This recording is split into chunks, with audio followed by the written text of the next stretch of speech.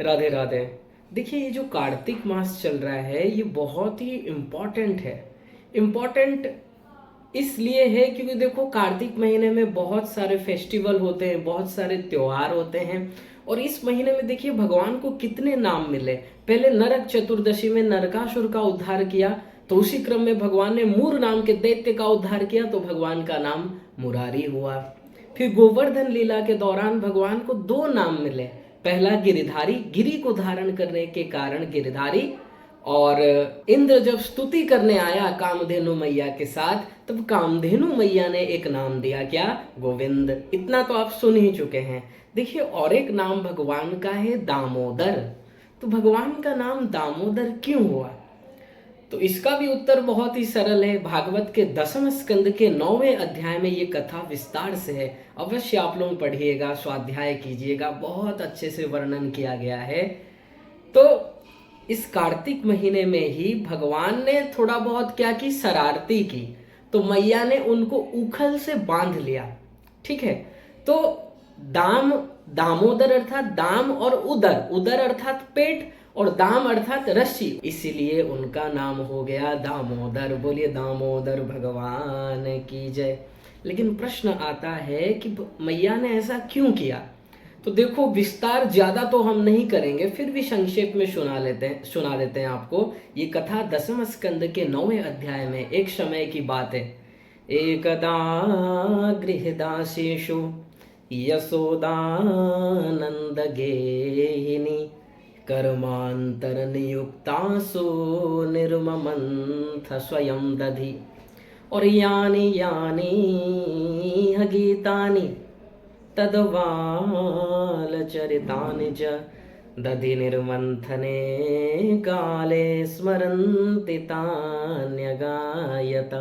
10:9:1, 10:9:2, ये दो श्लोक भागवत के इंपॉर्टेंट श्लोक श्री सुखदेव भगवान परीक्षित जी महाराज से कह रहे हैं कि हे राजन, एक समय की बात है, यशोदा मैया उनकी जितनी भी दासियां थी उनको अलग काम में लगा दिया। अपने जो भी घर के अलग कार्य हैं उसमें लगाया, और अपने लाला के लिए स्वयं दधि मंथन कर रही हैं। इससे हमें ये सीखना चाहिए, भगवान की सेवा स्वयं से करना चाहिए। अरे, यशोदा मैया के पास दास दासी की कमी थी?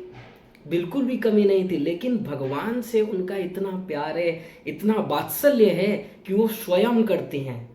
और जब तक आप स्वयं भगवान के लिए नहीं करते हो, दास दासियों से करवाते हो, इसका मतलब ये है आपको प्रेम नहीं है, आप दिखावटी बनावटी कर रहे हो, दिखावा कर रहे हो। भक्त का लक्षण तो यही है, निरंतर अपने प्रभु से, प्रभु के सेवा में ही लगा रहे, वही भक्त है। और जो दूसरों से सेवा कराए वो कैसा भक्त?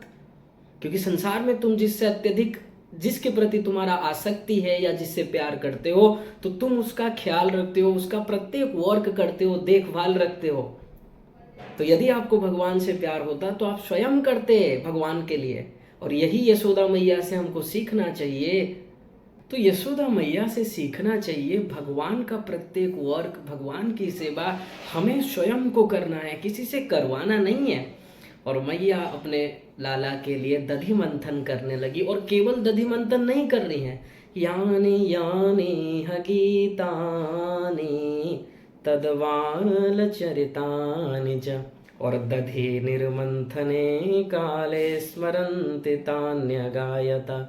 तो मैया पहले तो उसको गा रही हैं, भगवान की लीलाओं का गान कर रही हैं। यानी यानी ह गीतानि, मैया गा रही हैं अपने लाला की लीलाओं को। लाला के जो भी लाला पहले से लीला कर चुके हैं उनका स्मरण कर रही है और गान कर रही है। तो देखो, कर्म क्या कर रही है? हाथ से दधि मंथन, मन से भगवान का स्मरण, और गा रही हैं भगवान को ही। तो जब भक्त मनसा वाचा कर्मणा तीनों प्रकार से भगवान का हो जाए, तीनों प्रकार से भगवान का ध्यान करे, ऐसे भक्त को भला भगवान कैसे भूल सकते हैं? तुरंत भगवान आ गए। सोने का तो एक्टिंग कर रहे थे, तुरंत उठकर आ गए और बोले मैया मैया मुझे दूध पीना है। तब मैया का तो वात्सल्य प्रेम था ही, मथानी को रख दिया और दूध पान कराने लगी, दूध पिलाने लगी अत्यंत प्रेम से। और भगवान का जो मुखारविंद है, भगवान दूध पी रहे हैं और जो मुस्कुरा रहे हैं, वो मुस्कुराहट को देखकर और वात्सल्य उमड़ जाता है और प्रेम उमड़ जाता है, उसका वर्णन नहीं किया जा सकता। ये तो जिसको वो दिव्य प्रेम मिले वही बता सकता है, वो भी नहीं बता सकता। अनिर्वचनीय है ये प्रेम, जिसको वाणी गा नहीं सकती। तो फिर मैया को कन्हैया ने पूछा कि मैया एक बात बताओ कि तुमको सबसे ज्यादा प्यारा कौन है, सबसे ज्यादा प्यारा इस संसार में कौन है?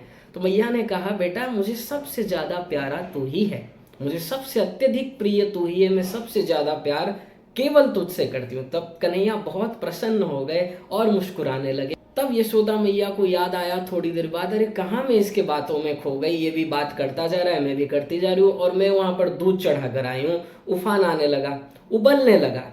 तो मैया कन्हैया को वहीं पर रखकर चली गई दूध को संभालने। तो इधर कन्हैया को थोड़ा क्रोध आ गया, थोड़ा कुपित हो गए कि अभाली कह रही थी कि तू ही मुझे सबसे ज्यादा प्यारो है, और अभी जैसे ही दूध का बात याद आया कि दूध चढ़ाया है चूल्हे में, वो उबलने लगा तो मुझे छोड़कर चली गई। तब भगवान को थोड़ा क्रोध आ गया। साइड में ही एक लाठी पड़ा था और जितने दधी मतलब मटके थे सब कुछ भगवान फोड़ डाले, और तुरंत मतलब समस्त नंद भवन दूध दही के कीचड़ से परिपूर्ण हो गया। और यशोदा मैया ने कहा ये क्या आवाज आया, और जैसे ही बाहर आई देखी क्या हाल हुआ है भाई, ये किसने किया? और ज्यादा उनको टाइम नहीं लगा, ये सब मेरे लाला का ही करतूत है। और जब देखा कि कन्हैया यहाँ पर नहीं है तो मुस्कुराने लगी। भगवान की इस लीला पर यशोदा मैया को हंसी आई कि देखो पहले तो तोड़ दिया है और फिर चला गया है। तब यशोदा मैया ने कहा नहीं, ये बहुत आजकल नटखट हो गया है, बहुत शरारती हो गया है, इसको दंड तो देना ही पड़ेगा, अन्यथा ये और उधम हो जाएगा। और मैया एक छड़ी ले गई और कन्हैया को ढूंढ रही हैं, और कन्हैया इधर आकर एक लीला कर रहे हैं। क्या? और इधर कन्हैया एक लीला कर रहे हैं, बंदरों को लुटाने लगे मक्खन। ये भागवत में ही श्लोक है, बहुत ही सुंदर श्लोक 10, 9, 8। उलूखलाङ्घ्रेरुपरिं व्यवस्थितं मर्काय कामं ददतं सिचिस्थितम्। और हेयंगवं चौर्य विसंकिते क्षणं निरीक्ष्य पश्चात् सुतमागमच्छनैः। कन्हैया उधर बंदरों को मक्खन खिला रहे हैं और मतलब चोरी चोरी देख रहे हैं कि मैया आ तो नहीं गई है। चारों तरफ ऐसे टक रहे हैं, चारों तरफ ऐसे देख रहे हैं कि मैया तो नहीं आ रही है, क्योंकि उनको डर लगा है, वो तो जानते हैं हमने गलती की है। और इधर मैया देख रही है कि यहाँ पर मक्खन बंदरों को लुटा रहे हैं, और धीरे से मैया पीछे पीछे आने लगी, और जैसे ही मैया को भगवान ने देखा वहां से भाग पड़े। अब भगवान आगे आगे भाग रहे हैं, यशोदा मैया उनके पीछे पीछे भाग रही है। सुखदेव भगवान कहते हैं राजा परीक्षित इस दृश्य को देखो, जिस प्रभु को वेद नेति नेति कहकर ढूंढते रहते हैं, योगी जन ढूंढते रहते हैं कि एक बार बस प्रभु आ जाएं, ध्यान में नहीं आते हैं, और वो प्रभु आज अपनी मैया के डर से भाग रहे हैं और मैया उन्हें पकड़ने का कोशिश कर रही है। सोचो ये कैसी भक्त वत्सलता है, ये कैसी लीला है। और जब इस लीलाओं को लोग सुनेंगे तो वो भ्रमित नहीं होंगे तो क्या होगा बताओ? क्योंकि जो ब्रह्म जिससे काल भयभीत हो जाता है, वो आज अपनी मैया से एक लाठी से भयभीत हो रहा है और भाग रहा है। इतना भयभीत हो गया है, इतना डर लग रहा है, इसलिए ये सब सुनकर बड़े बड़े लोग मोहित हो जाते हैं, बड़े बड़े लोग। ये कैसी लीला है भगवान की। तब मैया ने जैसे तैसे करके कन्हैया को पकड़ लिया, और कन्हैया बहुत ही भोली सूरत है, रो रहे हैं क्योंकि जानते हैं गलती हुई है। आंखों से आंसू झरझर झरझर बह रहा है, आंखों को ऐसे मल रहे हैं जैसे छोटे बच्चे रोते हैं, और ऐसे मलने के कारण उन्होंने जो काजल लगा रखा है वो सब काजल ऐसे गाल में बिखर गया है। तो ये दृश्य को देखकर यशोदा मैया को दया आ गया, दया से परिपूर्ण हो गई, और त्यक्त्वा यष्टि सुतम भीतम विज्ञायार भगवत्सला। जब देखा कि मेरा लाला डर रहा है तो त्यक्त्वा यष्टिम, लाठी को फेंक दिया। लेकिन यशोदा मैया ने कहा चलो लाठी से तो नहीं मारूंगी, लेकिन यशोदा मैया ने कहा ये डर रहा है इसलिए लाठी फेंक दिया, लेकिन इसको आज उखल से बांधना ही है, क्योंकि दिनों दिन शरारत करता जा रहा है, शरारती हो गया है, और यदि मैं सजा नहीं दूंगी तो ये और उधम हो जाएगा। तो यशोदा मैया रस्सी लाई और उखल से बांधने लगी। तो यशोदा मैया बांधने लगी लाला को, लेकिन जितना रस्सी ला रही है 2 अंगुल कम पड़ता जा रहा है, तदपि द्वयंगुलम न्यूनम यद यदा दत्तबंधनम। जैसे जैसे रस्सी बांध रही है 2 अंगुल रस्सी कम पड़ रही है। और जब भगवान ने देखा क्या, स्वमातुः स्वेन गात्राय विस्रस्त कवरस्रजः दृष्ट्वा परिश्रमं कृष्णं कृपयासे स्वबंधने। जब भगवान ने देखा कि मैया बहुत परिश्रम कर रही हैं, बहुत लगी हुई हैं कि कैसे भी करके इसको रस्सी में आज बांधना ही है, तो फिर बांधती जा रही है, बांधती जा रही है, लेकिन 2 अंगुल कम पड़ते ही जा रहा है। तब यशोदा मैया थक गई, बोली अब और मुझसे नहीं होगा लाला। तब जब भक्त थक जाता है और भगवान की शरण में आ जाता है तो भगवान कहते हैं बस हो गया तुम्हारा काम। जब तक हम और आप प्रयत्न कर रहे हैं कि हम भगवान को अपने बल से बांध लेंगे, अपने बल से प्राप्त कर लेंगे, तब तक भगवान नहीं मिलने वाले। जब पूर्ण शरणागत आप हो जाओगे, जैसे यशोदा मैया शरणागत हो गई कि अब और मुझसे नहीं होगा, मैं नहीं बांध सकती, शरणागत हो गई, मतलब पूर्ण समर्पण हो गई अपने लाला के प्रति, तब कृपया से स्वबंधने, तब भगवान स्वयं ही बंध गए। यही हमको यहाँ से सीखना है कि हम और आप जो साधना करते हैं और सोचते हैं साधना के बल से हम प्राप्त कर लेंगे, भगवान को नहीं प्राप्त कर सकते। अरे तुम साधना जो भी कर रहे हो, मैटेरियल मन बुद्धि से कर रहे हो, वो दिव्य हैं। तो मैटेरियल से तुम दिव्य वस्तु को कैसे प्राप्त करोगे, नहीं कर सकते।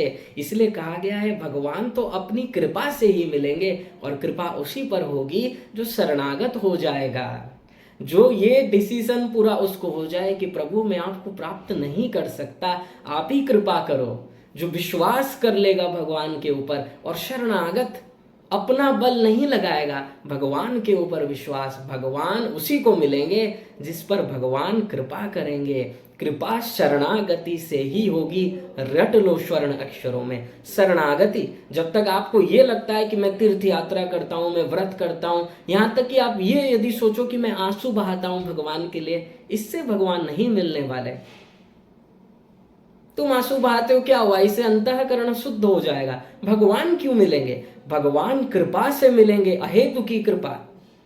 वहां कोई मूल्य नहीं है, उसके लिए आप कुछ मूल्य नहीं दे सकते। आप जो भी साधना करते हो अंतःकरण शुद्धि के लिए करते हो, लेकिन भगवान तो अपनी कृपा से ही मिलेंगे। तो यही हमें सीखना है इस लीला से। और आगे तो कथा देखिए, विस्तार से वर्णन है ही।